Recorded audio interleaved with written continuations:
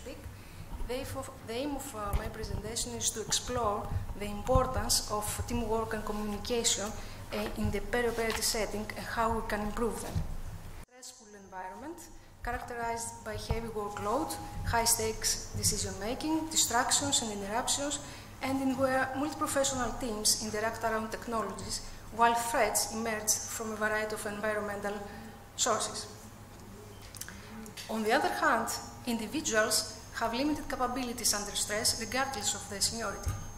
According to Reason, who is a psychologist, human failures rather than technical failures represent the greatest threat to complex and potentially hazardous systems, including healthcare. When organizational and environmental complexity interfere with human limitations in conditions of time pressure and stress, human errors becomes inevitable. It's well known that errors are inevitable, universal, completely normal, and necessary part of human cognitive function. 70 to 80% of root analysis revealed communication failures as one of the causal factors in an adverse event or near-miss report. Everybody knows that communication tension in the operating theater arise very often in relation to issues about time, safety, sterility, resources, and situation control. Also, differences in the values, roles, and responsibilities of anesthesia and surgery care can create opportunities for interspecialty tension. Such tension can easily spread to other team members. A very specific characteristic of operating theater is that the operating theater team is a diverse system. It has staff and trainees from different disciplines and professions. While an implicit hierarchy governs the team, interactions among team members are not as clearly structured as in analogous high-intensity professions such as aviation. In aviation, communication protocols exist for more recurring scenarios. The combination of diverse medical culture and ambiguous team relations makes effective communication in the operating theater a challenge. The other problem is that there are two powerful and problematic beliefs embedded in medical culture. The first belief is that safety is about individual competence. The belief that patient is safe if everyone did their job properly. And the second belief is that the work of one profession is totally dependent from that of the other professions. This belief reflects a sense of professional autonomy, a failure to appreciate how one profession's competent performance is dependent on the others. Unfortunately, traditional physician's training is not directed to team training, but is individual-centered and focused only on technical skills, ignoring totally non-technical skills. This kind of training, in combination with the different communication styles between nurses and physicians, makes interaction between them hard. Hierarchical structure, different communication styles, individualism and autonomy of physicians can prohibit successful teamwork.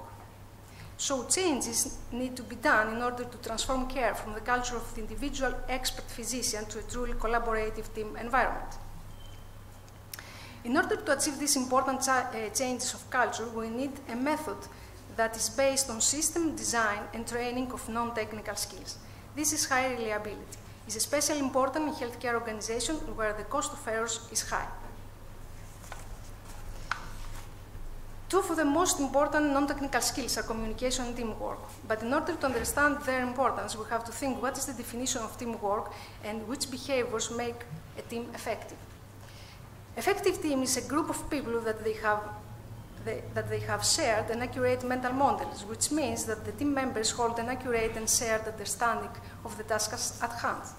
And they achieve that through a set of interrelated behaviors, actions, and attitudes, such as team leadership, mutual performance monitoring, meaning to monitor each other's performance and correct errors before they become adverse events or cause harm, constant backup behavior, adaptability, communication, team orientation, and mutual trust. If we want to adopt these new training requirements that includes cross-cultural training and education in human factors and performance, it requires to change the design of our curriculums to include specific team goals that should be established in each phase of professional's career.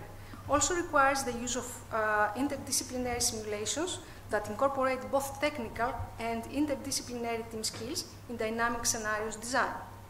As you understand, this cannot be achieved by a 2-day seminar or course, and it's rather a long-term commitment to a training plan integrated throughout the career of the professional.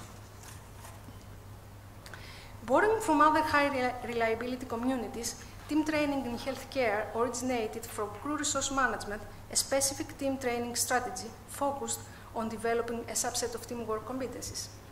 However, the practice of team training is much broader.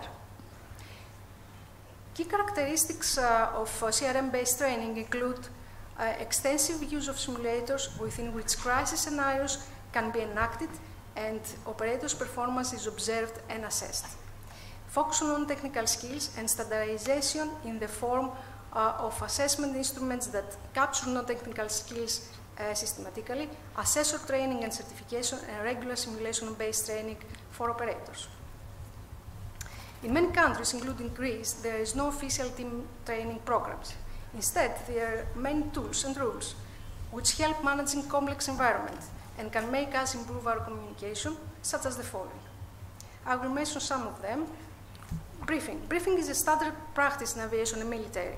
We can spend a few minutes at the beginning of a shift, getting everyone at the same start point, avoiding surprises, and this will affect positively how the team works together.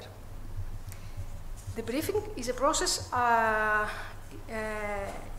of spending a couple of minutes after procedure or at the end of the day to assess what the team did well, what were the challenges, and what they will do differently next time. It's a great opportunity for both individual and team learning while the events are still fresh. Assertion is likely the most important and most difficult team skill to apply. Its goal is to prevent errors from occurring. Requires a care provider to challenge another provider, usually his or her superior, in a culture that has traditionally been very hierarchical and discouraging of such practice. Therefore, it is important to first set up a supportive environment, one that flattens hierarchy, creates familiarity, and makes providers feel safe to speak up. Standardized and structured communication effectively bridge the differences in communication style between nurses and physicians. Some examples of structured communication are SBAR, check-back, handoff.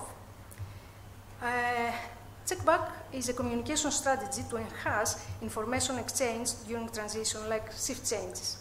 Using closed-loop communication ensures that information conveyed by the sender and is understood by the receiver as intended. It's an opportunity to ask questions, to clarify, and to confirm. To summarize, improving patient safety requires a multi-dimensional approach. It requires a bundled intervention design that allows a pair learning activities with effective team working. We need to introduce interprofessional teamwork training early in specialty training, but also we have to understand and accept that training alone cannot do the job. It must be accompanied by improvements of our clinical system and processes and the creation and maintenance of a true culture of safety. We have also to recognize that effective leaders create familiarity, flatten the barriers of hierarchy, and make the environment safe to speak up and participate. The first step of all this is to establish a culture of safety and openness.